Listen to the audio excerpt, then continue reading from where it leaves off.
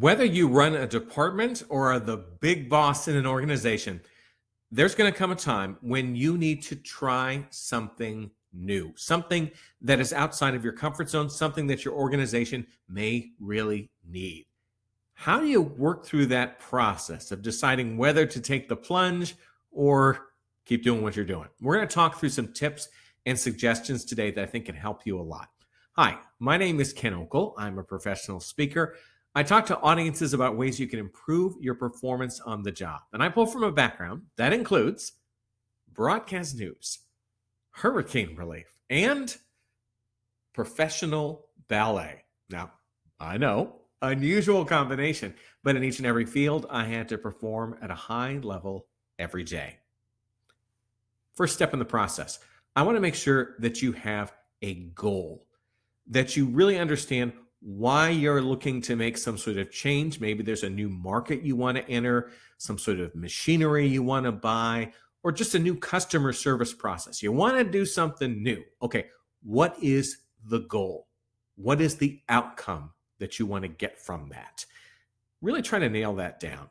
If it's vague, then you may have a hard time selecting the right resources, finding the right response, and you may end up wasting a lot of time.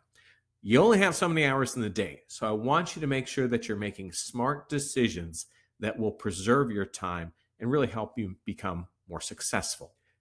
Next, as a leader, think about how much do you need to know about this new skill set or opportunity. How much do you need to know? Think of it like a car. Most of us are able to drive a car. We understand how a car works. You press the gas pedal, car goes faster. Makes sense. Hit the brake, it slows down. Got it. But I don't necessarily know how to put a car together. So in terms of this new skill, think of it with this car analogy, almost like management. Do you need to know every little bit of what's going to be happening? Or do you hire people who know how to do it? They're like your mechanics, and they do it from there. That's an important thing to understand. You don't want to be like one of those helicopter bosses just hovering over people, trying to learn what they're doing, what you're paying them to do, if you don't need to.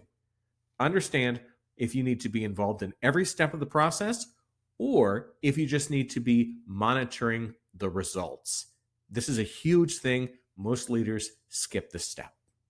I am assuming your new idea is a good fit for the organization. Sometimes we can be attracted by an article or something a friend tells us and say, oh, we should be doing that.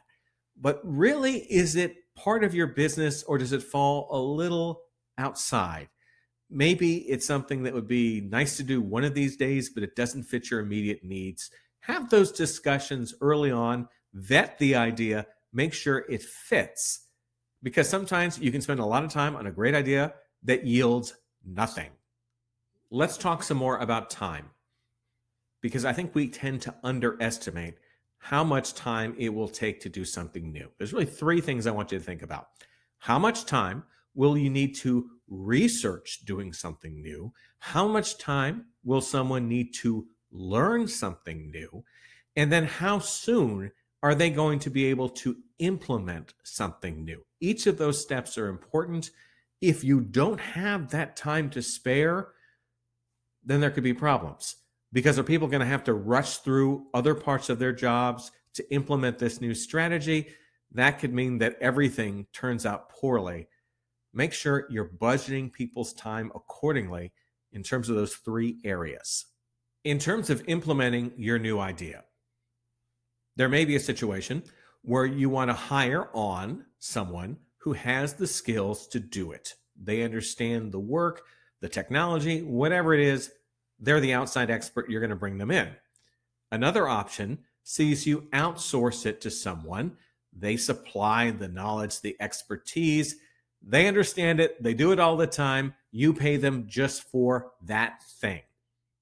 You may want to look within your organization for these new skills. A lot of leaders forget this step because you may have an employee, a good employee, someone you know, who has an interest in this new thing. And they may even have some of the skills already, but they're not using them in their daily position. That's for something else. May be a good time to engage them in a new way, get them into a position that might excite them a little bit more, or just be a little more interesting. You know they're a good employee, so why look to the outside if you might have some hidden treasure right there in your organization? You've decided to try something new. You've brought aboard the people, the resources that can help make it happen. You've given them the time to be successful. Don't forget a final step. That is to make sure that there are resources out there in case questions come up, because they probably will. Things usually aren't successful right away. So make sure, are there people, other businesses, consultants, people you can ask questions to say, hey, this isn't working out quite as we thought, or is this supposed to be happening at this point in time? People who can help you, perhaps provide you with little course corrections. Trying something new can be a challenging situation. Make sure you have resources to help you along the way, because instant success, sometimes it happens. Usually you need a little bit of help. I hope these suggestions will help you as you prepare to try something new, to dip your feet into the water, see how it goes. For more about me, my name is Ken Okel. I am a professional speaker, as I mentioned. Go to my website to find out more about me. Website, kenokel.com. Let's say you want to reach out to me, ask me a question, give me a comment based on this presentation. Go for it. tvguy@kenokel.com is my email. Now, what's the deal with that? Well, years ago, when I worked in TV news, you'd be out in the public. People would recognize you, but they would not know your name. So they would just yell out random things like, hey, TV guy.